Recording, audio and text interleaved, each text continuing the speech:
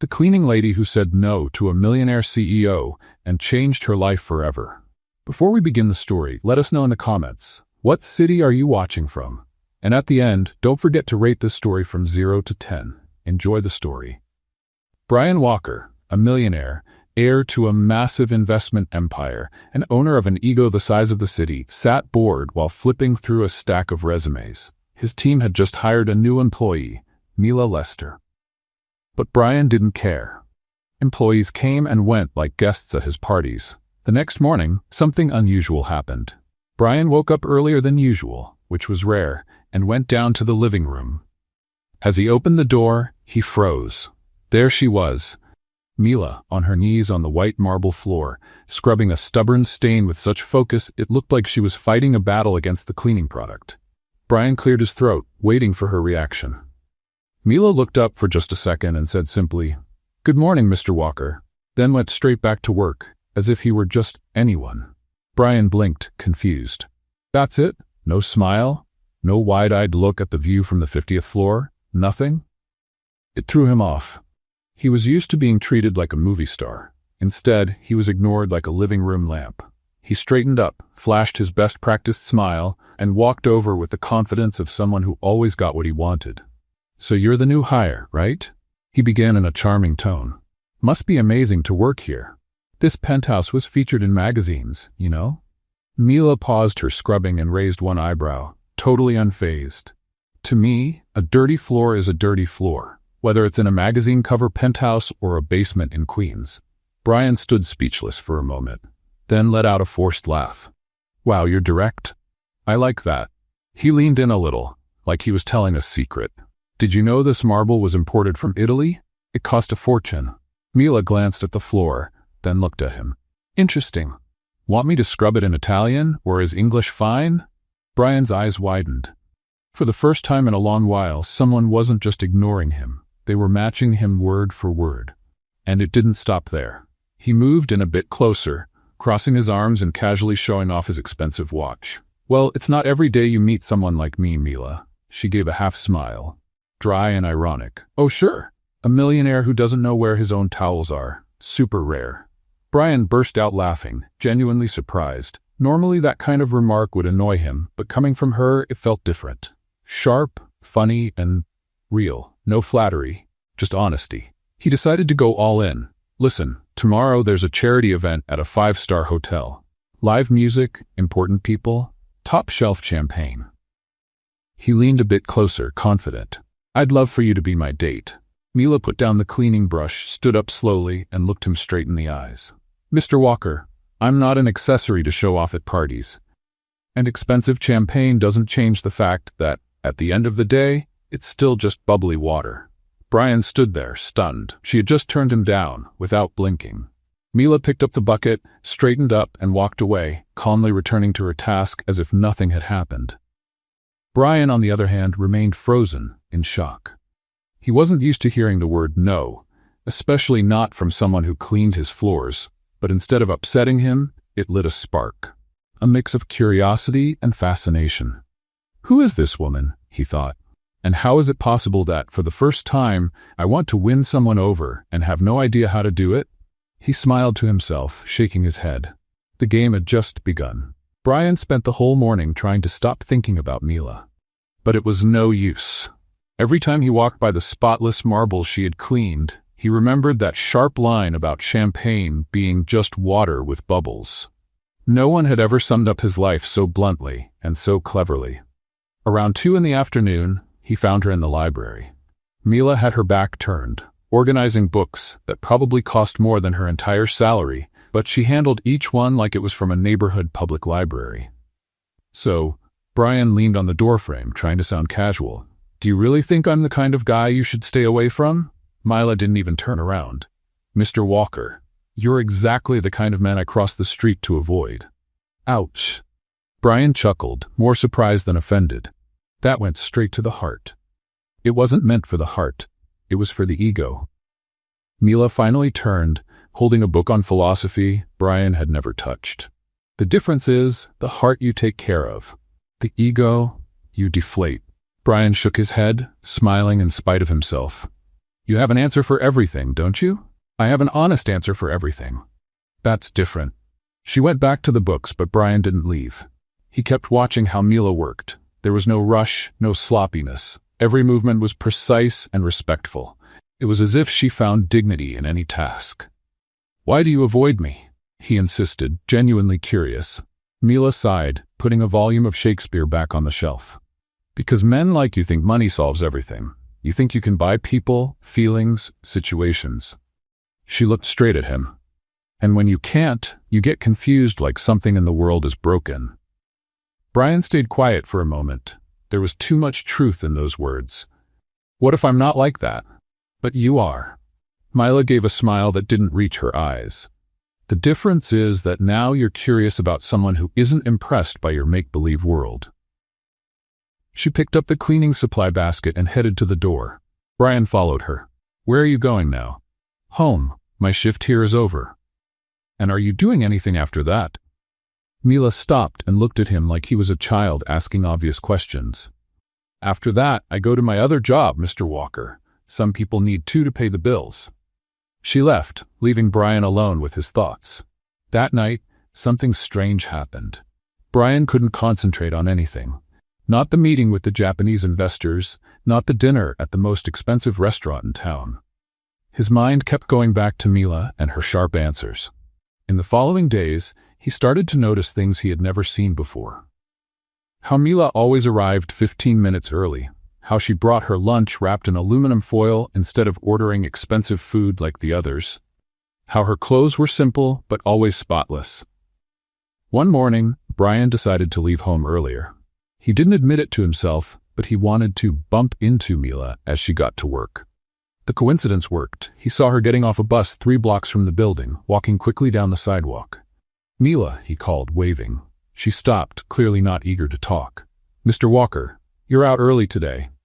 Actually, I was, going to get some coffee, he lied shamelessly. Want a ride? Thanks, but I really need the walk. Mila adjusted the strap on her shoulder. Poor people's workout, as my mom says. Your mom? Brian was genuinely interested.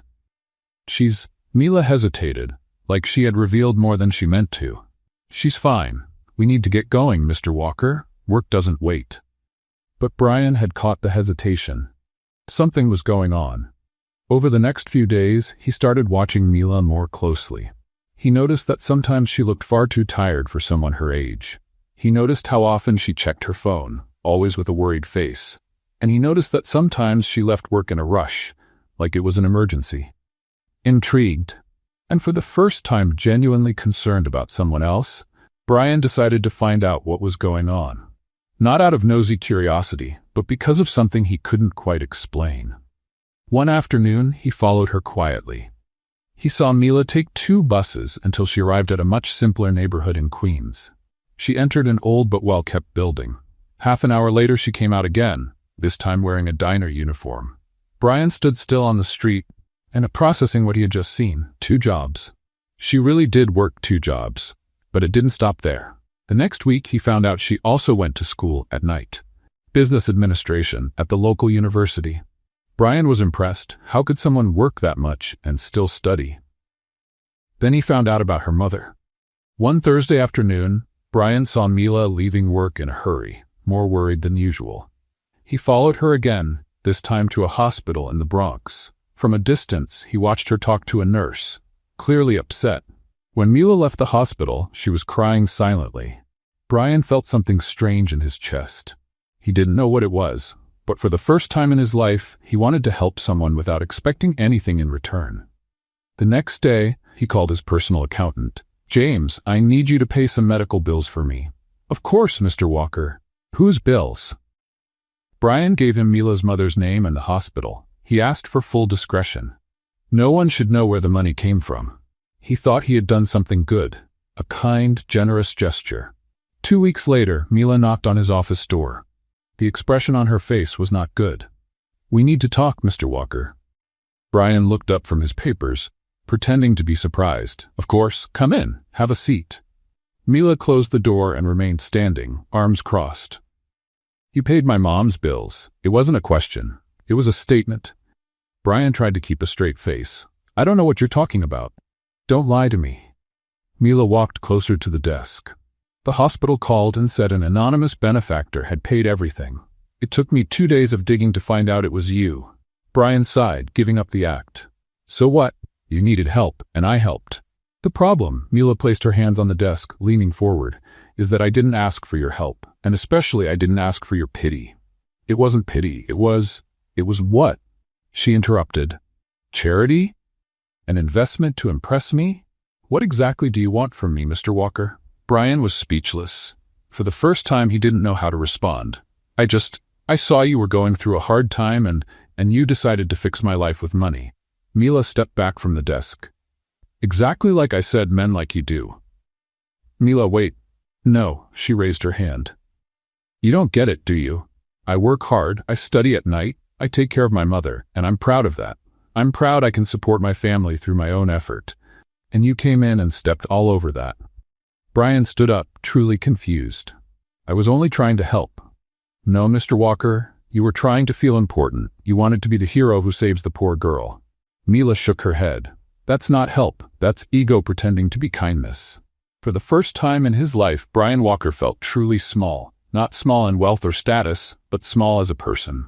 Mila, He stopped, searching for the right words. I'm sorry, I didn't think that. No, you didn't think at all. But there was something different in Mila's tone now. Less anger, more disappointment. Do you know the difference between helping and controlling, Mr. Walker? Brian shook his head. Helping is asking what the person needs. Controlling is deciding for them. They stood in silence for a moment. Brian, for the first time, found himself forced to take a hard look at his own intentions. If you really want to prove you've changed, Mila said, heading for the door, prove it with actions, not with checks. She walked out, leaving Brian alone with a completely new feeling, the sense that he had truly done something wrong and wanted, desperately, to make it right. Over the next 3 days, Brian couldn't stop thinking about Mila's words. Prove it with actions, not with checks. Simple, direct, and devastating. He, who had always solved everything with money, now had to figure out how to be a different kind of man. On Thursday morning, Brian made a decision his millionaire friends would consider completely crazy. He was going to try living one day like a regular person, like Mila. He woke up early, sent the driver home, and left the house wearing jeans and a plain t-shirt. No $50,000 watch, no Italian suit, just Brian Walker trying to be Brian. The first challenge appeared on the corner, the subway. Brian looked at the station entrance like an explorer facing an unknown cave. He had never gone down those steps in his life. He followed the crowd, trying to blend in, but was clearly lost. At the turnstile, he froze, literally. He stood there holding the subway card he'd just bought, unsure where to tap it. "Hey, tourist!" shouted a guy behind him. "Just tap the card and go through." Brian blushed, did as told, and finally made it in.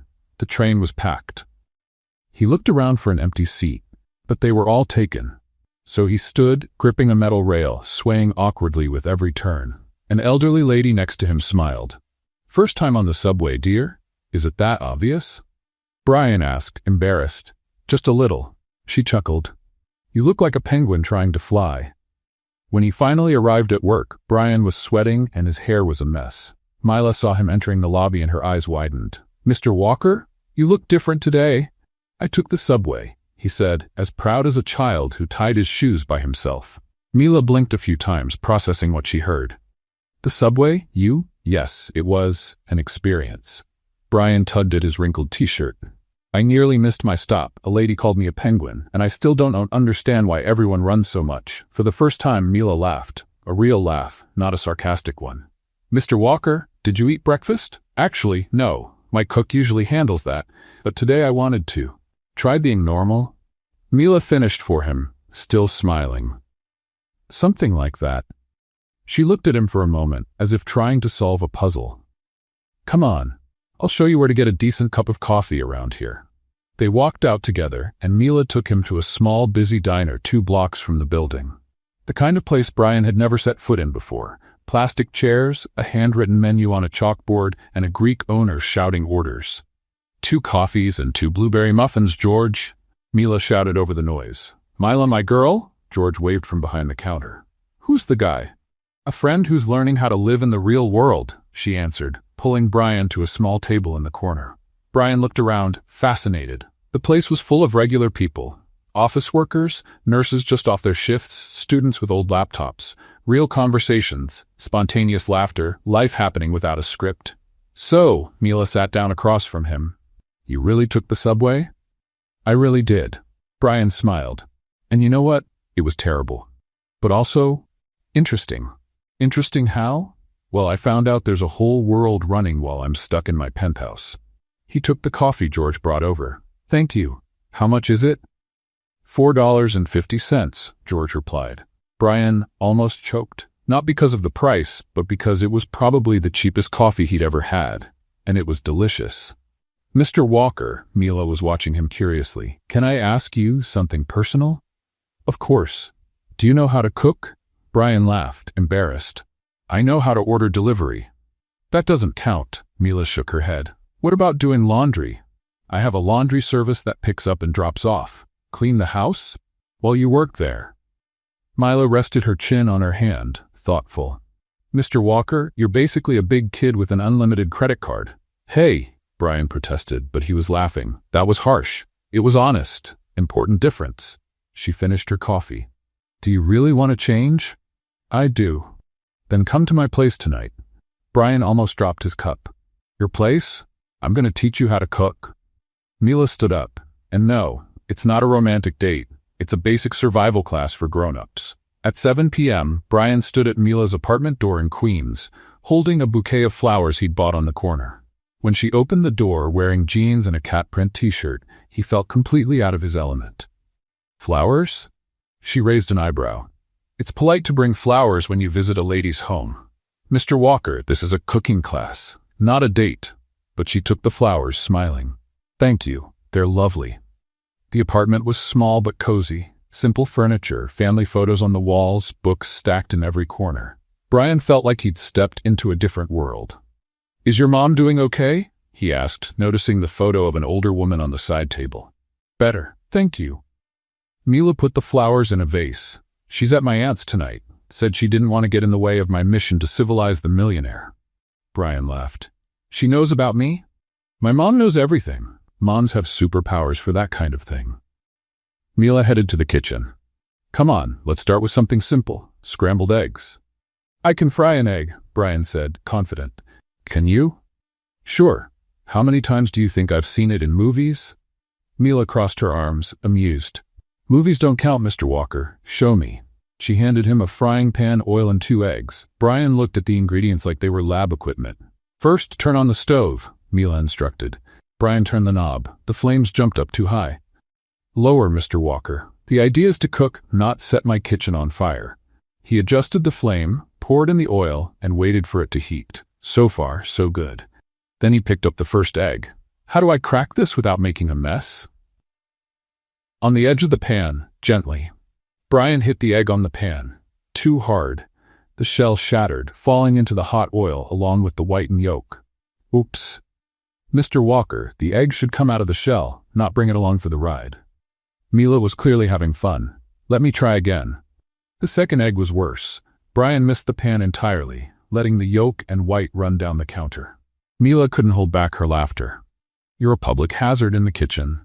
It's not as easy as it looks, Brian protested, cleaning up the mess. Come here. Mila came closer, picking up another egg. This is how you do it.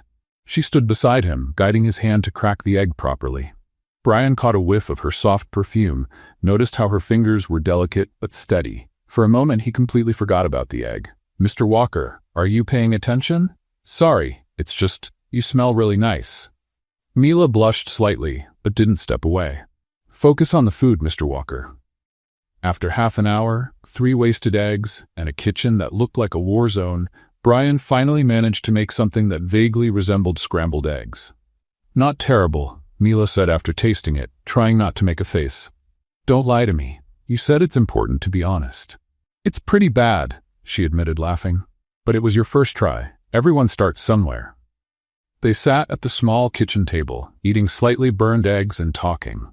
For the first time, Brian felt relaxed. He didn't need to impress anyone. He didn't need to be Brian Walker, the millionaire. He could just be himself. Mila, can I ask you something? Of course.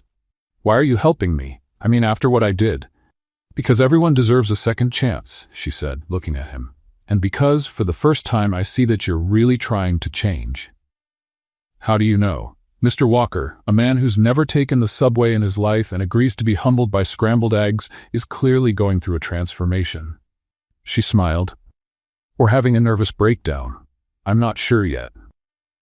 Brian laughed, and for the first time in weeks, he felt genuinely happy.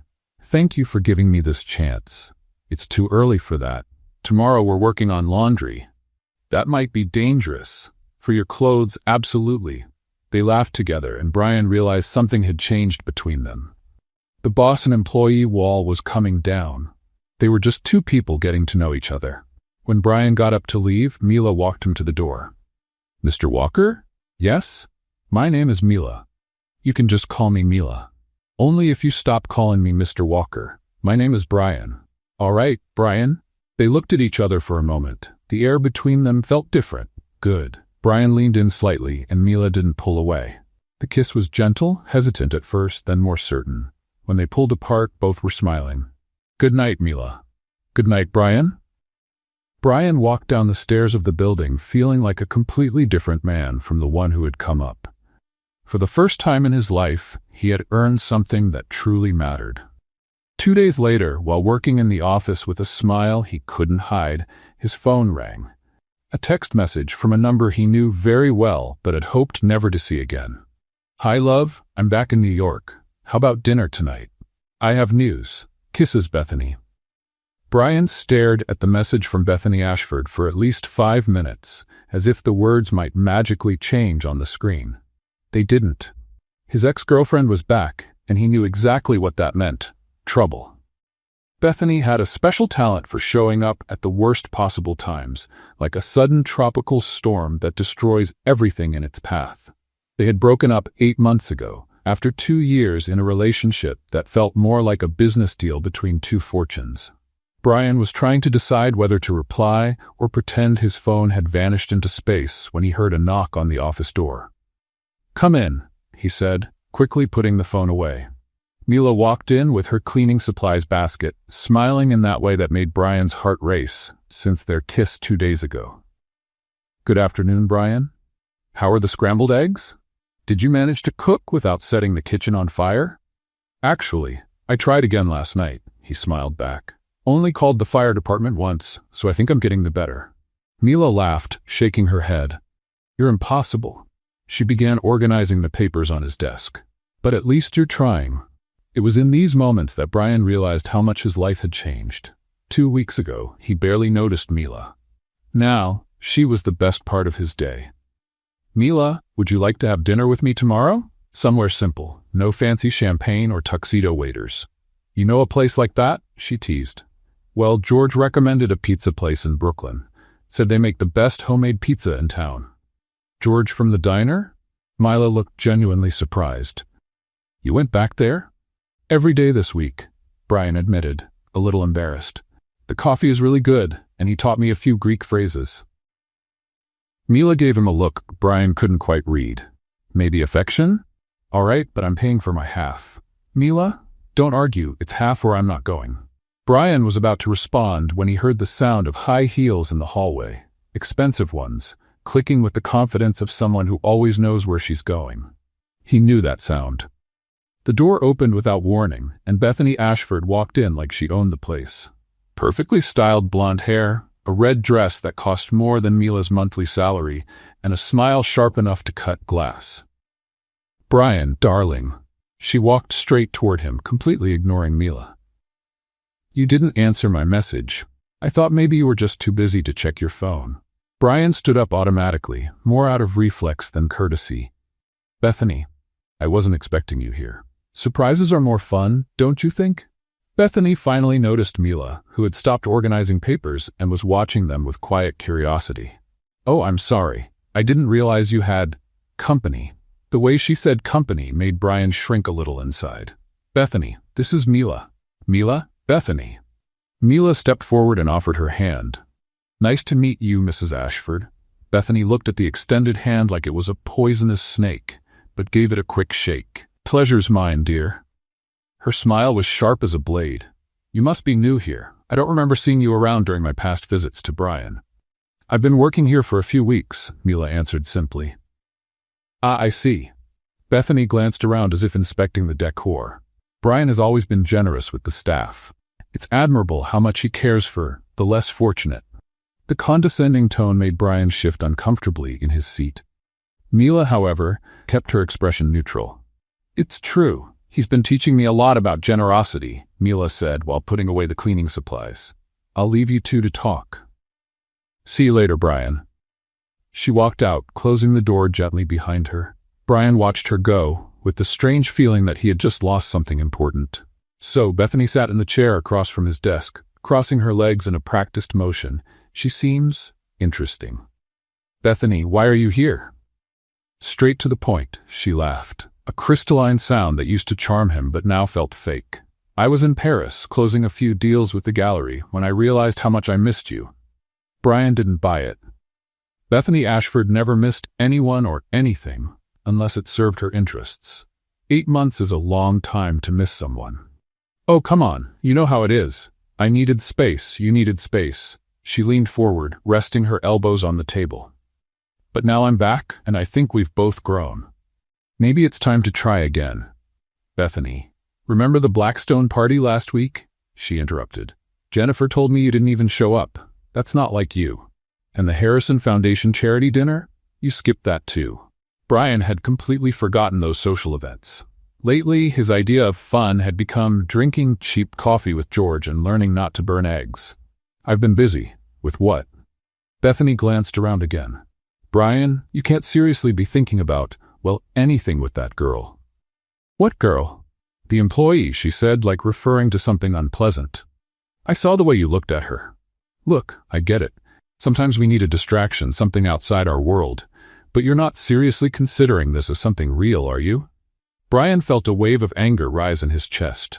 "What exactly are you implying? Brian, really?" Bethany laughed as if he'd told a joke. "She cleans your house. You have nothing in common. What would you even talk about over dinner? Cleaning supplies. You don't know her. I don't need to." Bethany stood and walked around the desk to stand closer to him. "I know you. I know our world. Remember how good we were together? The trips, the parties, the deals we closed at social events?" She placed a hand on his shoulder, a familiar gesture that used to comfort him. "Bethany, there's an art exhibit opening tonight at the Met. Everyone who matters will be there." She leaned in, whispering in his ear. "We can show up together, let people know we're back. Just like the old times." Brian closed his eyes for a moment. The old times. Parties full of people he barely knew, empty conversations about money and status, relationships built on appearances. A month ago, that had been his whole life. "I don't know if that's a good idea." "Of course it is," Bethany smiled, confident. "Wear your black tux, the Armani one you wore to last year's gala. I'll pick you up at 8. She walked to the door, paused, and looked back. "And Brian? Maybe it's best not to mention your experimental phase to our friends. They wouldn't understand." After she left, Brian remained alone in his office, feeling like two worlds were colliding in his mind. On one side, Bethany, and everything she represented, his past, his social circle, the life he had always known. On the other, Mila, and the possibility of being someone different, someone better. An hour later, he found Mila cleaning the reception windows. "She seems interesting," Mila said without looking at him. "Mila, about what she said. You don't have to explain anything." She dipped the cloth into the cleaning solution. "Everyone has a past. But that's not it. Bethany and I broke up months ago. And now she's back." Mila finally looked at him. "It happens." Brian noticed something different in her tone, more distant, more formal. "Mila, what's happening between us?" "Brian," she sighed. "Look, I really liked getting to know you better. I liked seeing that you could be different from what I imagined. But maybe we're fooling ourselves." "What do you mean? We come from completely different worlds. Your ex made that pretty clear." She went back to cleaning the glass, avoiding his gaze. "And maybe she's right." "Don't say that." "Brian, you go to parties that cost more than my yearly salary. You have friends who probably don't even know people like me exist. She stopped cleaning. I can't compete with that. You don't have to compete. Yes, I do. She stepped back when he tried to get closer. And the truth is, you'll have to choose too. You can't live in both worlds forever. Mila finished putting away the cleaning supplies and headed to the elevator. Mila, wait. Good luck at the exhibit tonight, Brian. I'm sure it'll be wonderful. The elevator doors closed, and Brian was left alone in the reception area, realizing he had just lost something far more valuable than any piece of art he'd see that night. Over the next 3 days, Brian Walker found out what it really meant to miss someone. It wasn't like missing an expensive item he'd lost or a trip that got canceled. It was a physical feeling, like a part of him had just disappeared. Mila avoided crossing paths with him in the hallways. When they did run into each other by chance, she greeted him politely. "Good morning, Mr. Walker," and moved on, like he was just another fancy piece of furniture in the penthouse. That return to formal treatment hurt more than anything she could have said. Brian had gone to the exhibit at the Metropolitan with Bethany, as promised. He spent 3 hours listening to pretentious comments about art, pretending to care about conversations on investments in French vineyards, and smiling for photos that would show up in the social section of the papers the next day. In the middle of the party, while Bethany chatted with a group of friends about her latest purchase on Fifth Avenue, Brian found himself wondering how Mila would react in that environment. She'd probably make a clever comment about how people spent more on dinner than some families did in an entire month. "Brian, darling, are you listening?" Bethany touched his arm, pulling him back to reality. "Sorry, I was thinking about work." "Work? At a party?" She laughed, shaking her head. "You really need to learn how to relax again." But Brian couldn't relax. He couldn't pretend he was having fun, couldn't pretend that any of this still made sense to him. On the 4th morning, without a real conversation with Mila, Brian was in his office trying to focus on financial reports when Bethany showed up again. This time, she brought 2 friends, Jennifer Morrison and Amanda Sterling, 2 heiresses Brian had known since his teenage years. "Surprise!" Bethany entered, beaming. "I brought company for lunch." Brian stood up, forcing a polite smile. "Jennifer, Amanda, how are you?" "Marvelous," Jennifer replied, kissing the air near his cheek. "Bethany told us about the 2 of you. We're so happy." "About the 2 of us?" Brian looked at Bethany, confused. "Oh, Brian, don't be modest. Amanda sat down without being invited. Everyone's talking you 2 at the exhibit yesterday. What a beautiful couple you make." Brian felt a heaviness in his stomach. There was nothing official between him and Bethany, but he knew how the social game worked. Appearances mattered more than truth, and showing up together in public meant a lot more than he had intended. "Actually," he began to say, but Bethany interrupted. "Brian's always been shy about these things." She laughed, grabbing his arm possessively. "But there's no denying it, darling. The photos were in the paper this morning." She showed him her phone, and there they were, Brian and Bethany smiling for the cameras, her elegantly hanging on his arm. The headline read, "The Golden Couple is Back. Brian Walker and Bethany Ashford rekindle the romance." "Isn't it lovely?" Jennifer clapped her hands. "You 2 are perfect for each other." At that moment, Brian heard a soft knock on the door. Mila entered with a tray of coffee, clearly not expecting visitors. "I'm sorry, I didn't know you had company," she said, keeping her eyes down. "No, it's fine. Come in," Brian quickly said. Bethany and her friends looked at Mila like she was some curious object that had appeared out of nowhere. "Oh, it's the cleaning lady," Amanda said with fake sweetness. "How are you, dear?" "I'm well, thank you," Mila replied, placing the cups on the table with professional care. "Bethany told us about your situation." Jennifer tilted her head with pity. "It must be so hard for you, working so much to support your family." Brian saw Mila's jaw tighten slightly, but she kept a neutral expression. "I manage just fine. Thank you for your concern." "Of course you do, dear." Bethany smiled condescendingly.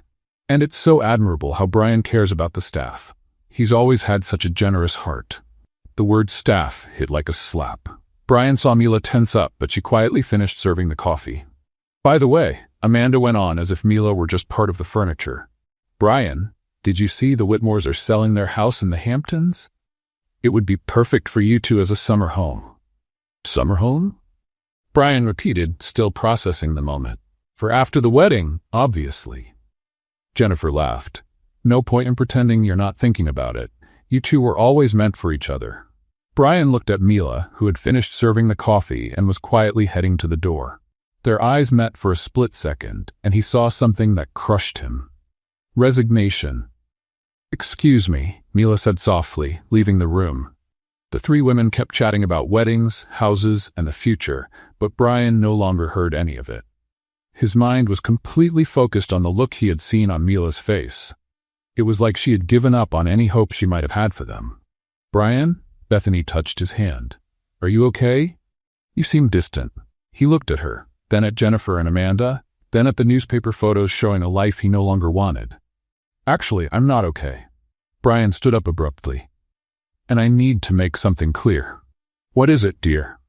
Bethany, we're not together, he said plainly, his voice echoing through the quiet office.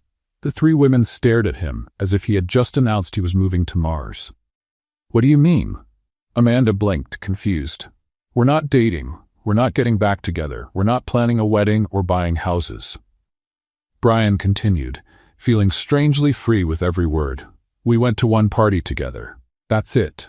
Bethany stood up, her face red with embarrassment. Brian, don't be ridiculous. You're having some kind of moment, but I'm not having a moment. He cut her off. I'm being honest for the first time in months. Honest about what? Jennifer asked. Brian looked at the door Mila had walked through and made the most important decision of his life. About being in love with someone else. The silence that followed was deafening. Bethany went pale, then red, then pale again. You're talking about the employee? She asked, in disbelief. I'm talking about Mila. Brian corrected her. And she has a name.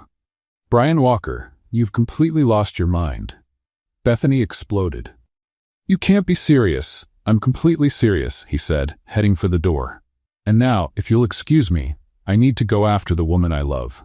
If you walk out that door right now, Bethany shouted after him.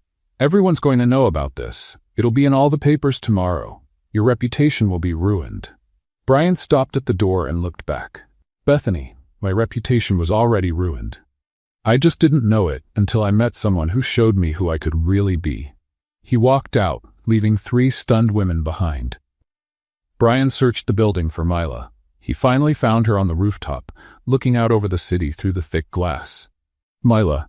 She turned and he saw that she had been crying. Brian, you don't have to explain.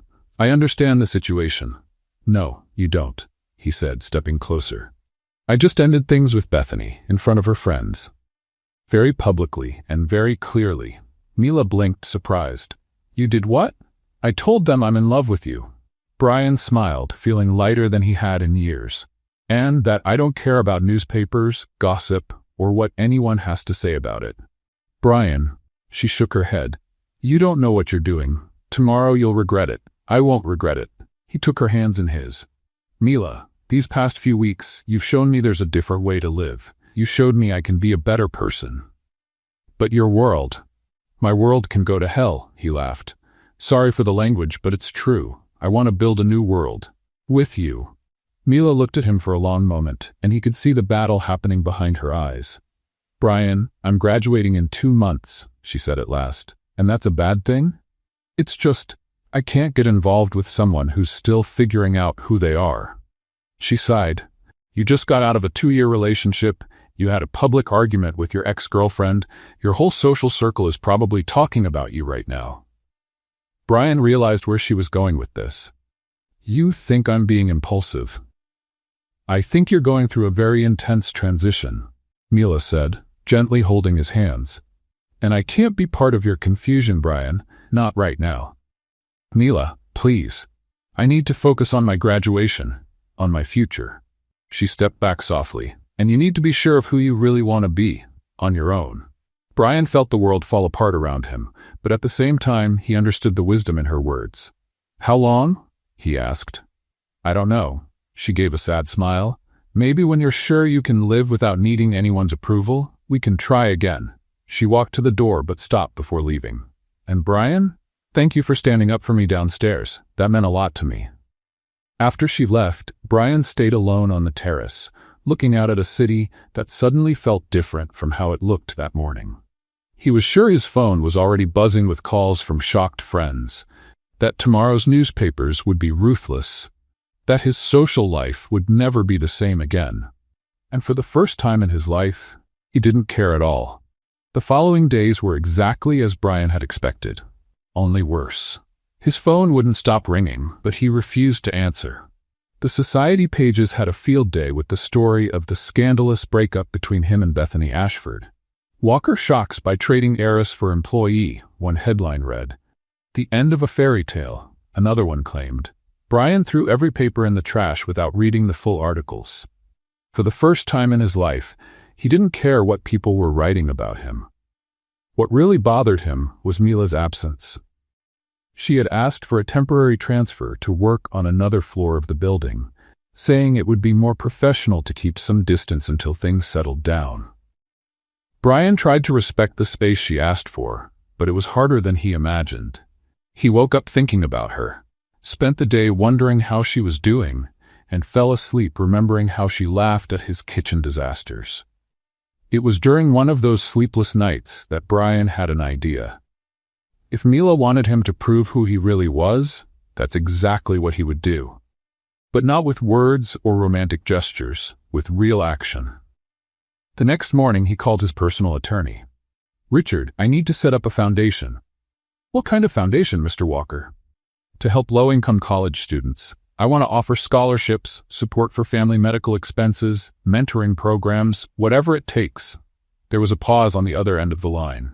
May I ask what led to this decision? Brian smiled to himself.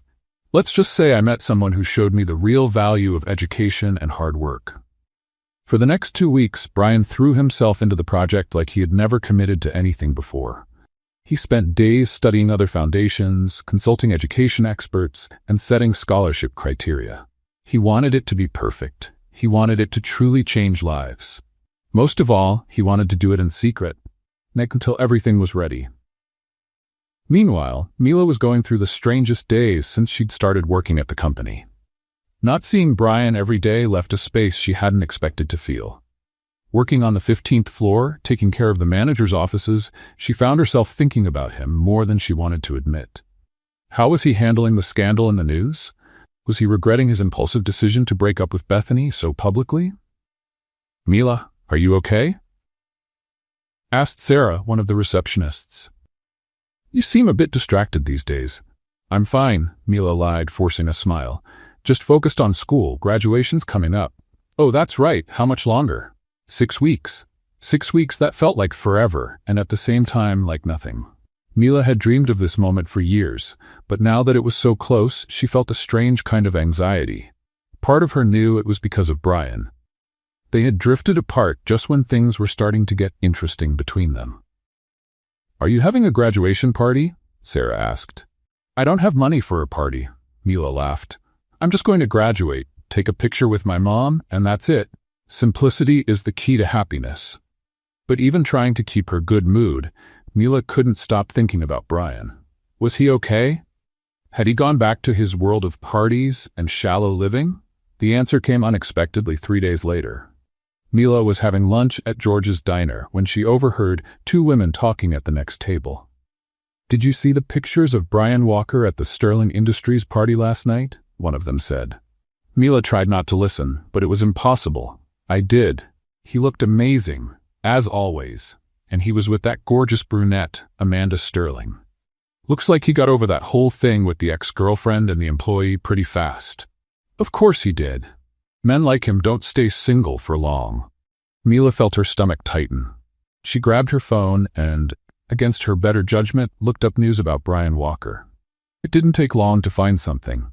There he was, looking sharp as ever, smiling for the cameras next to Amanda Sterling at a corporate event. The photo had been taken the night before. Mila stared at the image for a long time. Brian looked exactly the same. Expensive suit, shiny watch, perfect smile for the cameras, as if nothing had changed. Of course, she thought, he went back to his world. It was only a matter of time. She put her phone away, completely lost her appetite, and went back to work with a hollow feeling in her chest she tried to ignore. What Mila didn't know was that Brian had only gone to that party because his lawyer insisted it would be important for networking for the foundation. He'd spent the whole evening bored, counting the minutes until he could leave, and had posed for exactly 3 photos before heading out early. Amanda Sterling had tried to flirt with him all night, but Brian barely noticed. His mind was completely occupied with the foundation details, and missing Mila. The next morning, Brian was in his office reviewing the final documents for the foundation when his assistant knocked on the door. "Mr. Walker, Mr. Richard Hoffman is here." The lawyer walked in with a folder full of papers and a satisfied smile.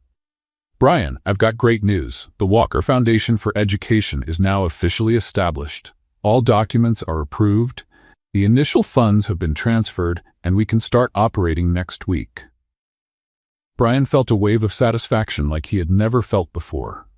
It wasn't the satisfaction of closing a big deal or buying something expensive. It was something much deeper. "Great. What about the scholarship criteria?" "Exactly as you requested. Low-income college students with good academic performance who also work to pay for their education. Priority goes to those supporting their families as well." Brian nodded. Those criteria described Mila perfectly, although he hadn't mentioned that to the lawyer. "And the anonymity?" "Guaranteed, at least for now. The scholarships will be awarded in the foundation's name, with no mention of you as the founder. If you want to make it public later, we can do an official announcement. For now, keep it private." Brian placed the papers in a drawer. "And Richard, I want the first scholarship to go to a specific student." Over the next few days, Brian felt more motivated than he had in years. He was finally doing something that mattered, something that could truly change people's lives.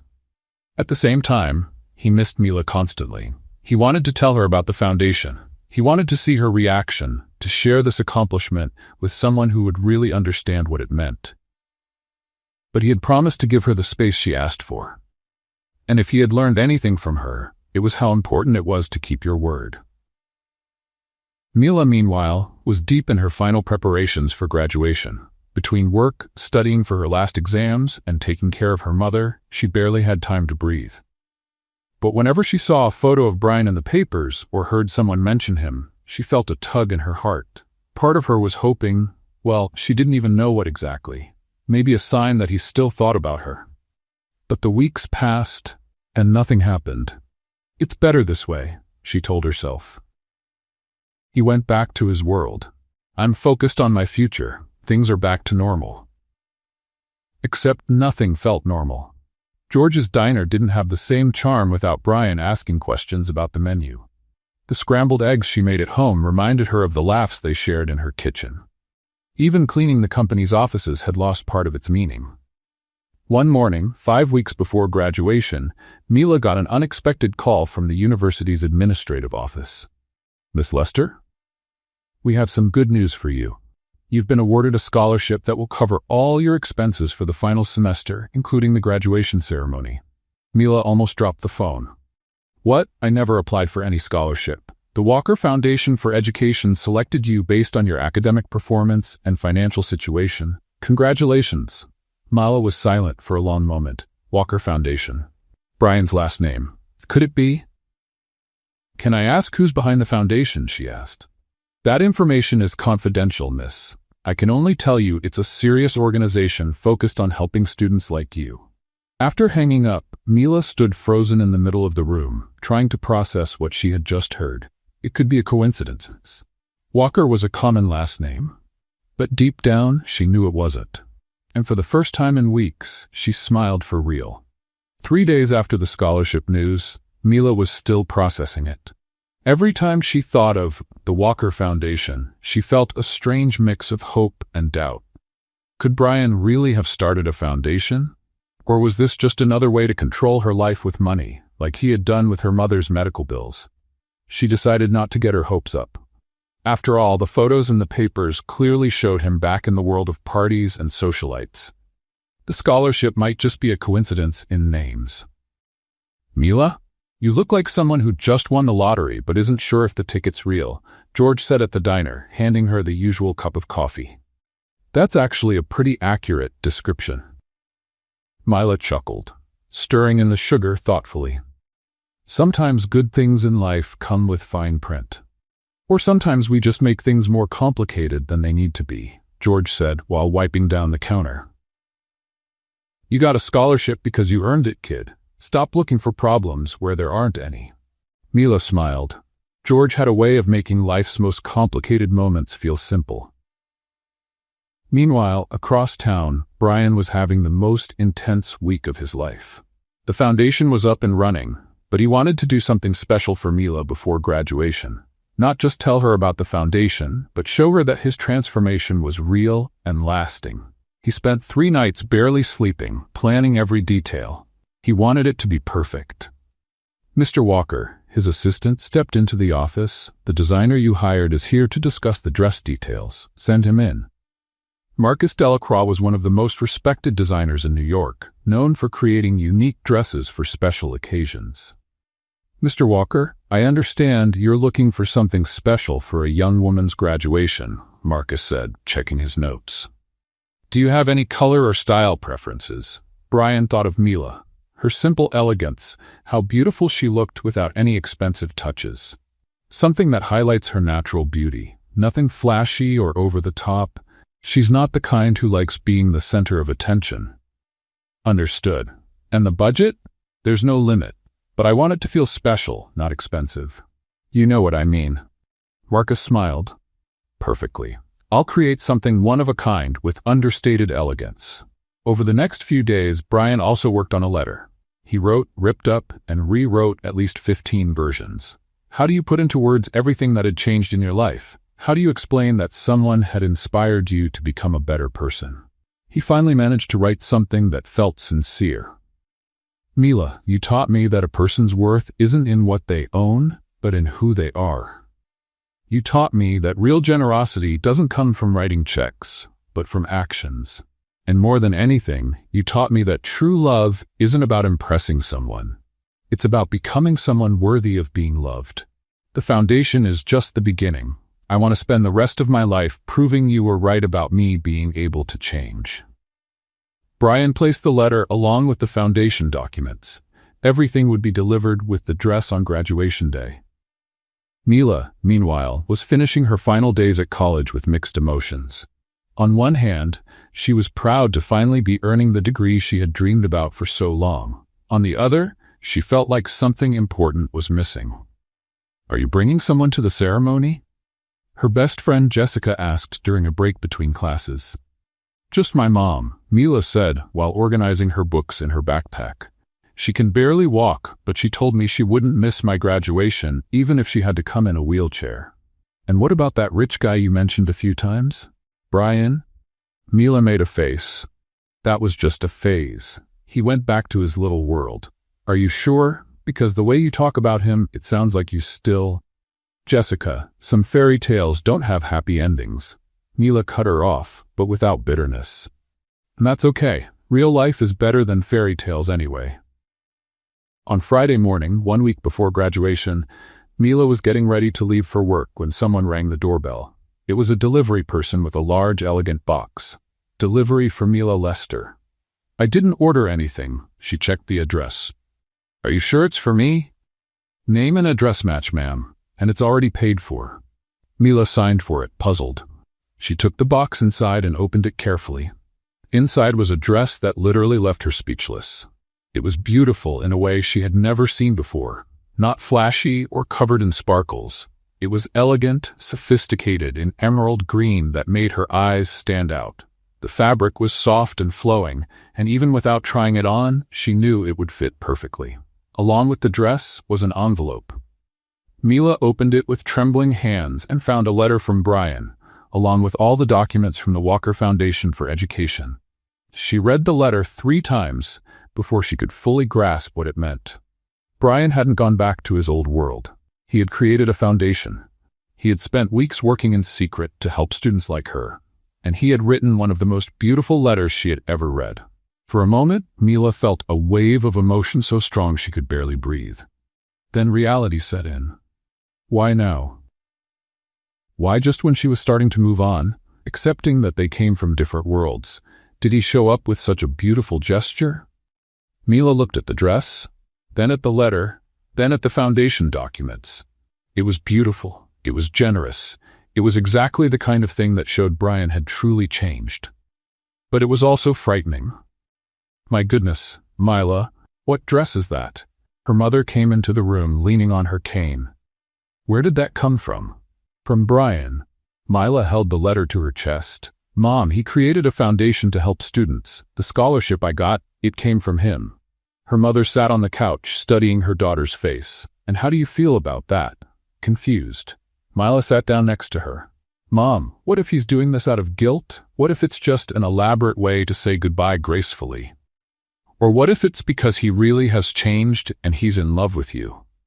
Mila looked at the dress again. It was too perfect to be a goodbye.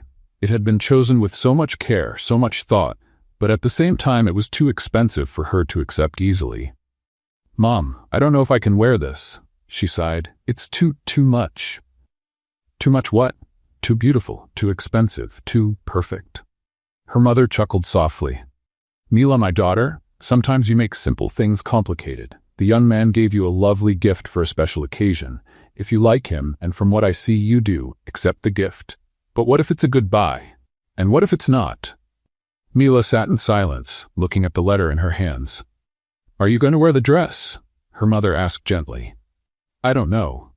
Mila folded the letter carefully. I need to think.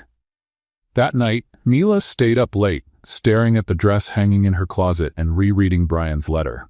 Part of her wanted to believe it was real, that he had changed, that the foundation was sincere, that the dress was a declaration of love. Another part was afraid to be fooled again, afraid to find out it was just another attempt to impress her with money. The next morning, she did what she always did when she felt confused. She went to work. But when she got to the office, she found out from Sarah at the front desk that Brian had left on a business trip and wouldn't be back until after graduation. Mila's heart sank. He had sent the dress and disappeared. He wasn't going to be at her graduation. He wouldn't be there to explain the letter, to talk about the foundation, to make his intentions clear. That afternoon, alone at home, Mila looked at the dress one more time and finally understood what it meant. It wasn't a declaration of love. It was a graceful goodbye. Brian had created the foundation out of guilt, sent the dress as one final kind gesture, and now he was stepping away for good. It was beautiful, generous, and final. Mila sat on her bed and, for the first time since she had met Brian Walker, she truly cried. Graduation night came faster than Mila expected. She woke up that Saturday morning with a strange mix of excitement and sadness. It was the day she had dreamed about for 4 years, but she didn't feel the way she thought she would. Mila, are you going to wear the green dress? Her mother asked over breakfast, trying to sound casual. I don't know, Mom. Mila moved the scrambled eggs around on her plate without much appetite. Maybe I should just wear something I already have. Sweetheart, you spent 4 years working hard to get to this day. You deserve to wear something special. Mila knew her mother was right, but wearing Brian's dress felt like admitting something she wasn't ready to admit, that she still had hope. Around 3 in the afternoon, she started getting ready. She took a long shower, did her nails, tried several hairstyles. Clearly, she was putting off the decision about the dress. Finally, at 5 o'clock, she stood in front of her closet, staring at her 2 options. A simple black dress she had bought the year before, or the emerald green one Brian had picked out for her. Mila, her mom called from the next room. If you don't decide soon, we'll be late. All right, she called back, grabbing the green dress. If this was goodbye, at least it would be a memorable one. When she looked at herself in the mirror after getting dressed, Mila had to admit it. Brian had good taste. The dress transformed her without changing her. It brought out her natural beauty without being too much, as if it had been made just for her, which most likely it had. Oh my goodness, Mila, her mother appeared in the doorway, leaning on her cane, with tears in her eyes. You look beautiful. Thank you, Mom. Mila helped her sit on the bed. How are you feeling? Are you sure you can go? Sweetheart, I wouldn't miss your graduation for anything, even if I had to borrow a wheelchair. They laughed together, and for the first time that day, Mila felt genuinely happy. The graduation ceremony was being held at the Grand Ballroom at the Astoria Hotel. Right in the heart of Manhattan, it was an elegant space with crystal chandeliers and classic decor, but not overly flashy. When Mila and her mother arrived, the room was already full of graduates and their families. The celebratory energy in the air was contagious. "Mila." Jessica ran up to her, looking lovely in a light pink dress. "You look amazing. Where did you get that dress?" "It's a long story." Mila smiled, helping her mother find a seat near the stage. "Well, whoever gave it to you has great taste." The ceremony began promptly at 7. Mila listened to the speeches from the dean, the professors, the honored guests, but her mind was partly elsewhere. She kept glancing toward the entrance, a small part of her still hoping Brian would show up. When it was time to receive her diploma, Mila walked onto the stage with her heart pounding. Not because of nerves, but because she realized this was really happening. After so many years of working by day and studying at night, she was finally graduating. Mila Charlotte Lester, bachelor's degree in business administration with honors, the dean announced. The room applauded, and Mila heard her mother cheering from the middle of the audience. She smiled, waved, and for the first time in weeks, she felt completely present in the moment. After the formal ceremony, the social part began. Music, dancing, families chatting, photos with classmates. Mila tried to enjoy herself, but couldn't stop noticing all the couples around her. Jessica danced with her boyfriend of 2 years. Robert, one of her classmates, was with the girlfriend who had supported him through all of college. Even Kevin, the shyest guy in their group, was with a girl who looked at him like he was the most interesting man in the world. "Why the long face at your own graduation party?" Jessica appeared beside her, out of breath from dancing. "I don't have a long face." Mila forced a smile. "I'm just reflective." "You're thinking about Brian. I'm thinking about a lot of things." Jessica studied her for a moment. "You know, Mila, sometimes people do things for reasons we don't expect." "What do you mean?" "Maybe the dress isn't a goodbye? Maybe it's an invitation." Before Mila could respond, the music suddenly stopped. There was a murmur across the room as everyone turned toward the entrance. Mila followed their gaze and felt her heart stop. Brian Walker was standing at the ballroom entrance, wearing the most elegant suit she had ever seen. It wasn't flashy, it was simply perfect. He was looking directly at her, ignoring the other 300 people in the room. "Oh my goodness," Jessica whispered beside her. "Is that him?" Mila couldn't answer. She stood frozen, watching as Brian slowly walked across the room toward her. People instinctively moved aside, creating a path, but his eyes never left hers. When he got close enough for her to clearly see his eyes, Brian smiled. Not the practiced smile she'd seen in newspaper photos, but the real one. The one she had come to love. "Hi, Mila," he said simply. "Hi, Brian," she managed to reply, still in shock. "I thought you were traveling." "I was. I got back this afternoon." He looked around the hall, then back at her. "I wouldn't miss your graduation for anything in the world." The whole room was watching now, but neither Mila nor Brian seemed to notice. "You look beautiful," Brian said, and there was something different in his voice, a kind of certainty she had never heard before. "Thanks for the dress," Mila tried to keep her voice steady. It was way too pretty to turn down. "Mila, I need to say a few things." Brian stepped closer. "In front of everyone, because I want the whole world to know." "Brian, now let me speak." He took a deep breath, and Mila noticed he was nervous. 4 months ago, I was completely lost. Wealthy, yes. Successful in business, yes, but completely empty inside. People nearby started moving a little closer, curious, but still keeping a respectful distance. Then you came into my life and changed everything. Brian continued, his voice growing steadier. You taught me that money doesn't buy character. You showed me that true generosity comes from the heart, not the wallet. And you taught me that real love means becoming a better person, not trying to impress someone. Mila felt tears filling her eyes. The foundation was only the beginning, Mila. I want to spend the rest of my life proving you were right about me, that I can be better. Brian held her hands. I want to build a life with meaning. I want to help people the way you helped me, and most of all, I want to do all of it with you by my side. The room had gone completely silent now. Even the music had stopped. To everyone's surprise, especially Mila's, Brian got down on one knee, right in the middle of the room. "Mila Charlotte Lester," he said, taking a small box from his pocket. "Will you marry me?" The hall burst into whispers of surprise and emotion. Mila heard her mother crying with joy somewhere in the crowd.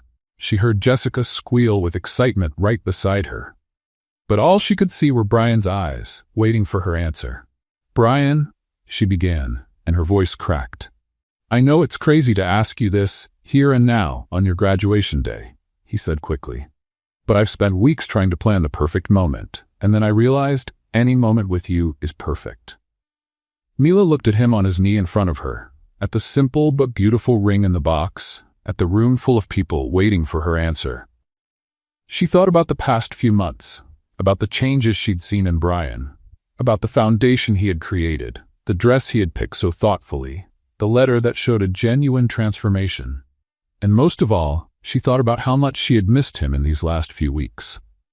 "Get up," she said at last. Brian looked confused but stood up.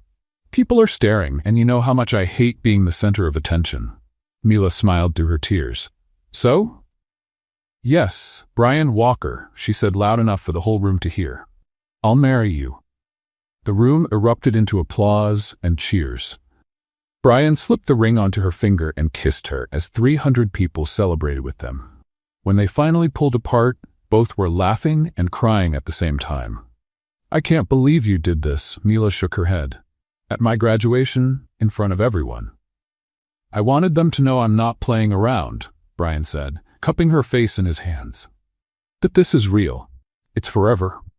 "Are you sure?" she asked, "because from now on there's no going back to your old life." "My old life?" Brian smiled. "Mila, my life now is wherever you are." And finally, for the first time in months, Mila believed him completely. The minutes after Mila's yes were a blur of emotion, hugs, and congratulations. Jessica nearly knocked her over with excitement. Her mother was laughing and crying at the same time, and co-workers she barely knew came over with genuine smiles to congratulate her. "I can't believe you actually did this here," Mila kept saying to Brian, shaking her head as she admired the ring on her finger. "At my graduation, in front of half the world." "I wanted everyone to know I'm serious," Brian said, gently fixing a lock of her hair that had come loose in all the excitement. "Besides, you say you hate being the center of attention, but look at you now, glowing." "Are you saying I enjoy drama, Mr. Walker?" "I'm saying you look radiant, future Mrs. Walker." Mila laughed, feeling a lightness she hadn't felt in months. "Future Mrs. Walker. I'm still getting used to how that sounds." "We've got time," Brian said, holding her hand. "A whole lifetime." The DJ, sensing the moment, put on a slow, romantic song. People in the hall naturally made room in the center, creating an impromptu dance floor. "Would you like to dance with your fiancé?" Brian asked, offering his hand. "My fiancé."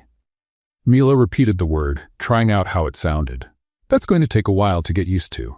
They moved to the center of the room, and Brian gently pulled her into his arms. Mila rested her head on his shoulder, finally letting herself relax completely. "You know," she whispered in his ear, "I never imagined my graduation night would end with a proposal. And I never imagined I'd propose to someone who first turned me down over expensive champagne." "You remember that?" Mila lifted her head to look at him. "I remember every word you said to me from the very first day," Brian said, spinning her gently, "especially the part about fizzy water. In my defense, it's still just fizzy water. In my defense, you were absolutely right." They laughed together, dancing as if they were the only two people in the room. Other couples joined in around them, but Mila hardly noticed. For the first time in months, she felt like she was exactly where she was meant to be. "Brian," she said after a few minutes, "can I ask you something serious?" "Of course." "Are you absolutely sure this is what you want?" She stopped dancing for a moment. "Because after today, there's no going back. Everyone's going to know. It'll be in the papers tomorrow. Your high society friends will talk about this for months." Brian gently held her face in his hands. "Mila, 6 months ago, I cared about what the papers said about me. Today, the only opinion that matters to me is yours." "And what if you get tired of living like regular people?" she pressed. "What if you start missing the parties, the fancy dinners, that glamorous life?" "You want the truth," Brian smiled. The last time I had real fun at a party was in your kitchen, eating burnt eggs and laughing at your jokes about my cooking disasters. Those eggs really were awful. They were terrible, but they were the best eggs I've ever had." Mila laughed, finally allowing herself to believe that this might actually be real and lasting. "All right, Brian Walker." She moved in closer to him. "If you're sure, then I am too." "I'm sure." "Then let's do this right," she said with a playful smile. "But first, just so you know, I'm going to want a simple ceremony. No 500 guests or flowers that cost more than a car. Simple sounds perfect. And I'm going to keep working.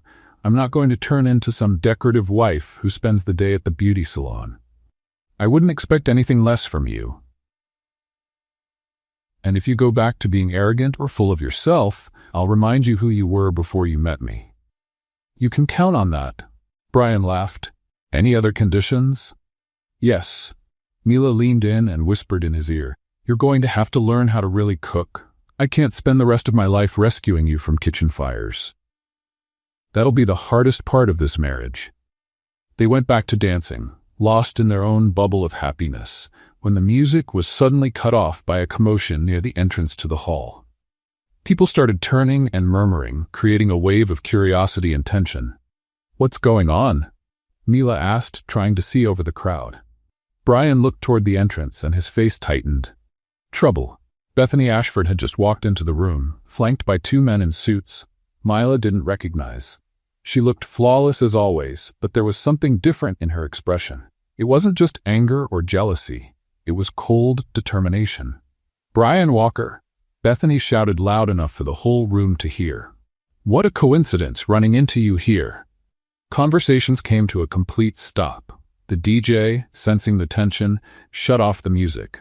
300 people turned to witness what was clearly going to be a confrontation.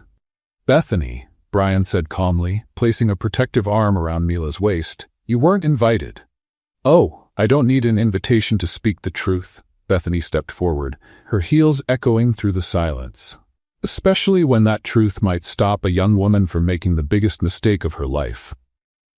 Mila felt her stomach tighten. There was something in Bethany's voice that sounded different this time, less emotional, more calculated. "What are you talking about?"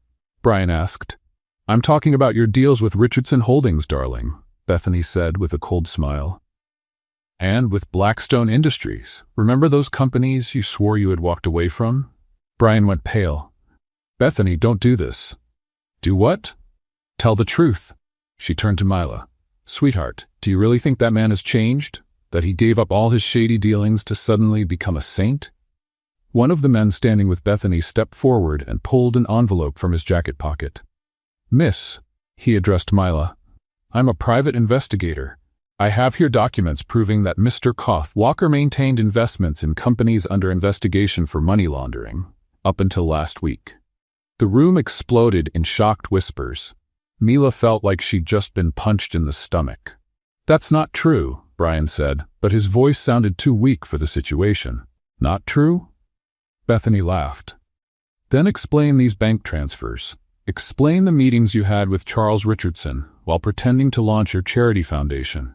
She tossed some photos onto the nearest table. Even from a distance, Mila could see Brian leaving a commercial building, clearly in a business meeting. "Brian," Mila turned to him, searching his eyes for some kind of explanation. "Tell me it's not true." "Mila, I can explain." "Explain?" Bethany interrupted. "How do you explain lying to her for all these months? How do you explain using a charitable foundation to clean dirty money?" "That's a lie," Brian finally shouted, his voice rising with anger. "Bethany, you're making this up." "Am I?" She turned to the investigator. "Mr. Collins, would you kindly show the documents to the bride?" The man walked toward Mila with the envelope. She looked at Brian, hoping, waiting for him to protest, to deny it, to do something to prove it was all fake. But Brian just stood there, with the look of someone who had been caught red-handed. "Mila," he tried to approach, "please let me explain." "Explain what?" Mila's voice came out thinner than usual. "That you lied to me? That the foundation is fake? That you never really changed?" "The foundation is real," Brian insisted. "Mila, please, you have to believe me." But the damage was done. The entire room watched in tense silence. Mila looked around and saw the shocked faces of her classmates, the worry on her mother's face, and the barely hidden satisfaction on Bethany's. Mila began, but her voice broke. I need a moment. She ran toward the exit, leaving behind 300 people in disbelief. A desperate Brian trying to follow her, and a victorious Bethany, smiling. The graduation that should have been the happiest day of Mila's life had turned into the worst nightmare she could imagine. Mila only made it as far as the hotel hallway before her legs gave out. She leaned against the wall, trying to breathe, trying to make sense of what had just happened. The emerald green dress that had made her feel like a princess now felt heavy. The ring on her finger seemed to burn her skin. Everything that had happened over the past few months flashed through her mind like a fast-forwarded movie. Mila? Brian's voice echoed down the hall. Please wait. She turned and saw him running toward her, his perfect suit now slightly out of place from rushing. No, she held up her hand. I need time to think. Mila, please, just give me 5 minutes. He stopped a few feet away, respecting her space. Things aren't what they seem. They're not? She let out a bitter laugh, because it all seemed very clear back there. Documents, photos, dates, way too specific to be made up. Exactly. It's too specific. Brian ran a hand through his hair. Mila, you know me. You know who I've become. Do you really believe I'd do something like this? For a moment, Mila hesitated. She did know Brian. She had seen his transformation, his sincere efforts to change. But the evidence, I don't know what to believe anymore, she admitted. At that moment, her mother appeared at the end of the hallway, leaning on her cane, clearly worried. Mila, sweetheart, what's going on? Mila started, but was cut off by loud voices coming from the ballroom. That's right, prove it. It was Bethany's voice. If you've got nothing to hide, show everyone. That's exactly what I'm going to do, Brian answered firmly, his voice echoing through the hallway. Mila, her mother, and even a few hotel staff moved closer to the ballroom entrance to see what was happening. Brian was standing in the center of the room, holding his phone, now connected to the hotel's sound system. On the large screen that had been used earlier for the graduation presentation, official documents started to appear. Ladies and gentlemen, Brian said, his voice strong and clear, I'm going to respond to each of these accusations right here, right now. The first image on the screen was an official document showing the dissolution of a business partnership. This is the official document proving I ended all ties with Richardson Holdings on March 15th of this year. Brian pointed to the date, 3 weeks before I met Mila. Murmurs spread through the room. Bethany looked visibly uncomfortable. That could be faked, she shouted. It could. Brian agreed calmly. But this can't. The next image was a screen recording of an official government website showing public business records. Here are the public records available to anyone, proving I got rid of all questionable investments. He moved to the next screen. And here is the official documentation for the Walker Foundation for Education, registered with the New York State Department of Nonprofits. The investigator standing with Bethany shifted uncomfortably. As for the photos, Brian continued, his voice gaining strength, this one was taken on the day I went to Charles Richardson's office for the last time, not to do business, but to personally deliver the dissolution documents of our partnership. He showed a photo on his own phone, time-stamped and geolocated, showing the documents being handed over. And about the supposed recent meetings, Brian looked directly at Bethany. I can prove where I was on each of the dates mentioned by Mr. Collins. Mila was watching everything from the hallway, her heart beating fast. Hope was building inside her, but she still felt cautious. Brian kept showing documents, bank statements proving clean investments in the foundation, emails with lawyers, dates that matched his version of events perfectly.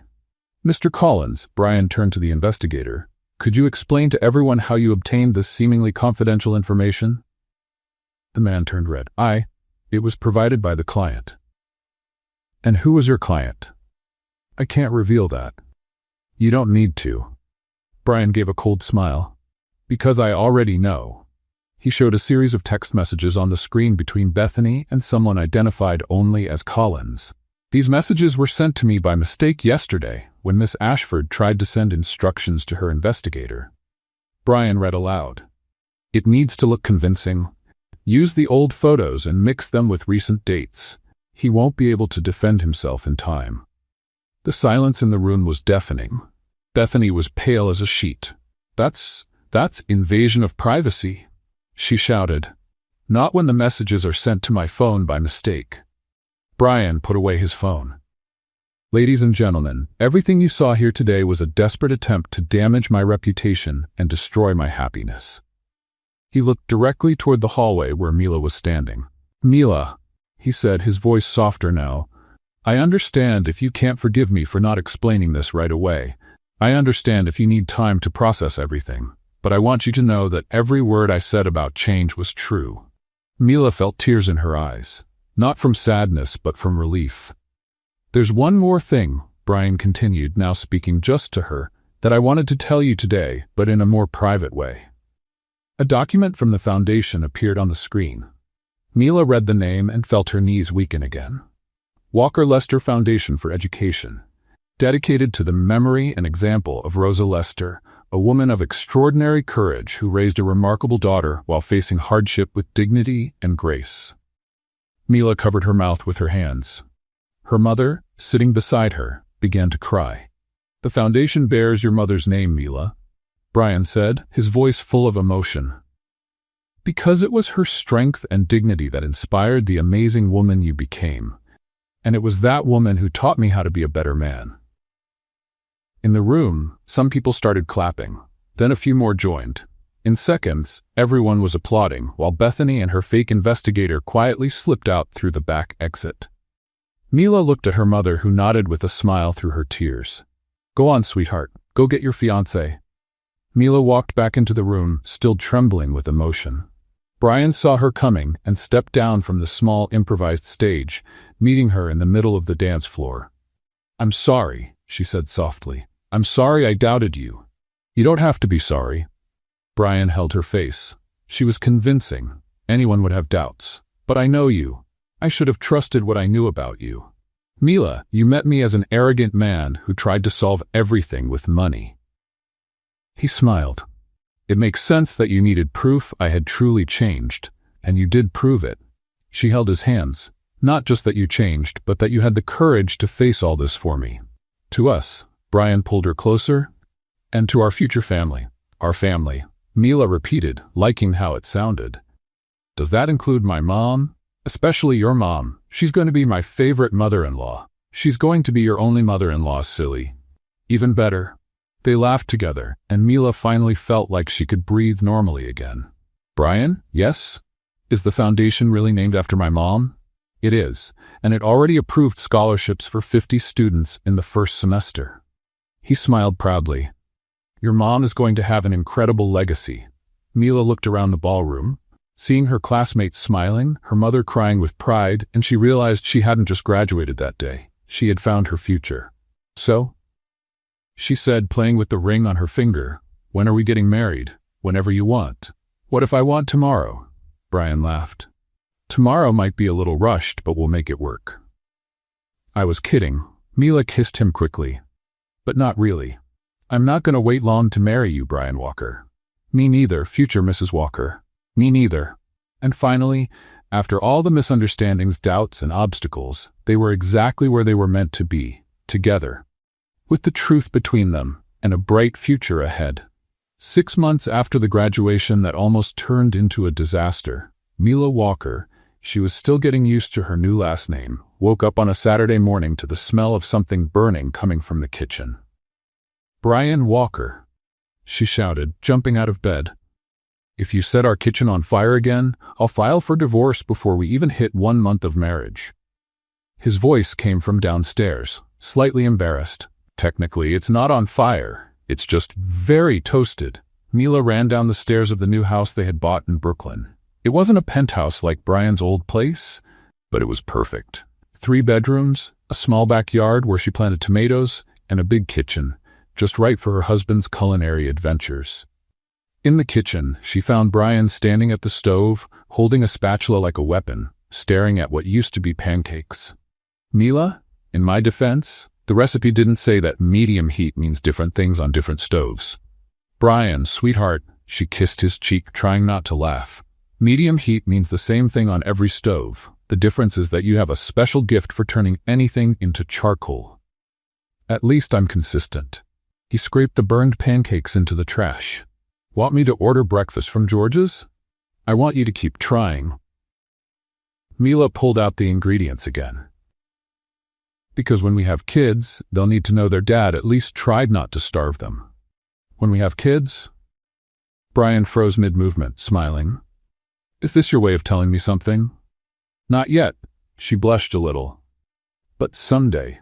And when that day comes, you'll need to know how to make pancakes without burning the house down. They spent the rest of the morning trying to make a decent breakfast. Brian managed to make pancakes that were only slightly burned, which for him was practically a culinary masterpiece. You know, Mila said, eating a pancake that still tasted a bit like smoke. I never thought I'd spend Saturday mornings teaching a former millionaire how not to burn the kitchen down. Former millionaire? Brian pretended to be offended. I'm still technically a millionaire.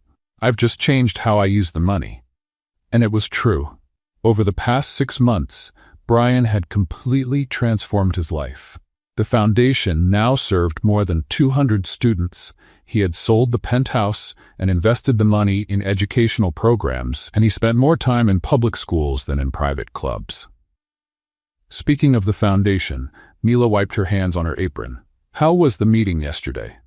Brian's face lit up. We approved scholarships for another 50 students for next semester. And remember Jessica Martinez, that girl from the Bronx we met last month?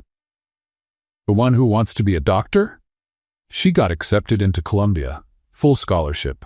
Mila felt her eyes fill with tears. Those were the kinds of stories that made all the work worth it. That's amazing, Brian. It's just the beginning. He held her hand. Richard said if we keep this up, we might be able to open a second office for the foundation next year. Mila watched her husband talk about the foundation with a passion she had never seen in him when he talked about business or money. It was like he had finally found his purpose in life. You're happy, aren't you? She asked. Mila, a year ago, I used to wake up every day, not knowing what my life was even for, Brian said as he kissed her hand. Now I wake up next to the woman I love, in a house that truly feels like home, and I go to work knowing I'm actually making a difference in people's lives. How could I not be happy? That afternoon they went to visit Mila's mother, who had moved into a better and more accessible apartment in Queens. Her health had improved dramatically since she started receiving proper treatment. So, Rosa Lester said as she served tea to both of them, when am I getting some grandchildren? Mom. Mila nearly dropped her cup. What? I'm a 62-year-old woman who almost died. I've earned the right to be eager for grandkids. Brian chuckled. Mrs. Rosa, I promise when we're ready, you'll be the first to know. What are you two waiting for? A sign from heaven? We're waiting until I can cook without supervision. Brian replied, I can't risk putting children in danger. For heaven's sake, Rosa shook her head, I can teach you to cook in 2 weeks. Problem solved. Mila and Brian exchanged amused looks. In the past few months, Rosa had become not only his mother-in-law, but something like a second mother to Brian. She was the one person who could make him follow orders without a fight. 2 hours later, on their way home by subway, Brian was now practically an expert in public transportation. Mila rested her head on her husband's shoulder. What are you thinking about? He asked. Just how much everything has changed, she said, looking out the train window. A year ago, I was cleaning your penthouse, and you didn't even know my name. I knew your name. No, you didn't. Well, I was about to find out. Mila laughed. Brian, you called me the new hire for 2 weeks. In my defense, I was going through an existential crisis. And now? Now I know exactly who I am, he said, kissing the top of her head. I'm the man lucky enough to be married to the most amazing woman in New York. Just New York, she teased, in the world, but I don't want it going to your head. Too late, Mila smiled. It already has. 2 years later, after the wedding, on a rainy October morning, Mila was in the kitchen making coffee when she felt familiar arms wrap around her waist. Good morning, Mrs. Walker, Brian whispered in her ear. Good morning, Mr. Walker. She turned in his arms. So how does it feel to be a father for exactly 3 weeks? Terrifying, he admitted. Yesterday, I tried changing Noah's diaper and almost had to call the fire department. It's just a baby diaper, Brian, not a bonfire. For me, anything that involves folding fabric into a specific shape is an engineering challenge. They laughed softly, careful not to wake the baby sleeping in the next room. Noah Walker had come into the world 3 weeks earlier, a healthy baby with his mother's green eyes and his father's stubborn determination. Brian had cried more than Mila during the delivery, and ever since had lived in a constant state of awe over his son. "You know what's funny?" Mila asked, cuddling into her husband's arms. "What? If someone had told me 2 years ago that turning down a millionaire's offer for expensive champagne would change my whole life, I'd have thought they were crazy. And if someone told me that an employee who compared my champagne to fizzy water would become my wife and the mother of my children, I'd have had them committed. But that's exactly what happened." "That's exactly what happened," Brian agreed. "And you know something, Mila?" "What?" "Champagne still tastes like fizzy water."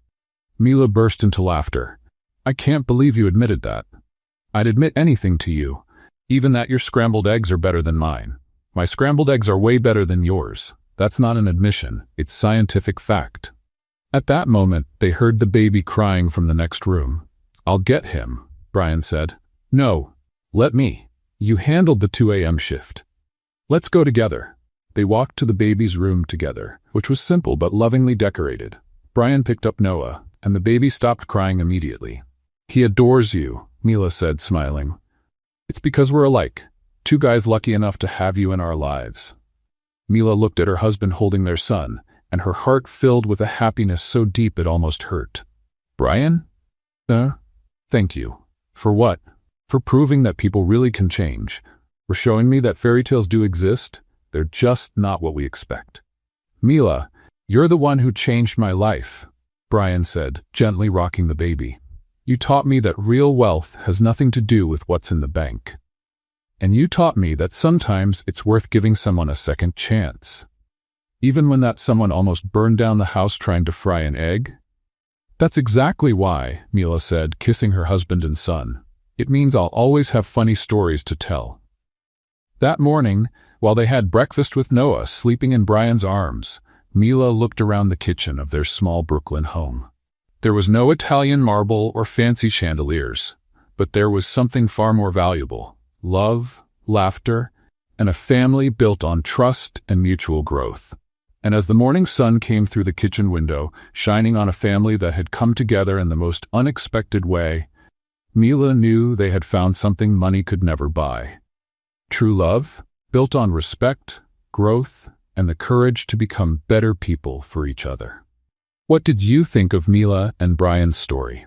Share your thoughts in the comments. On a scale from 0 to 10, how would you rate this story? Don't forget to subscribe and turn on the notification bell to follow all of our stories, and check out more emotional stories by clicking right here on the end screen.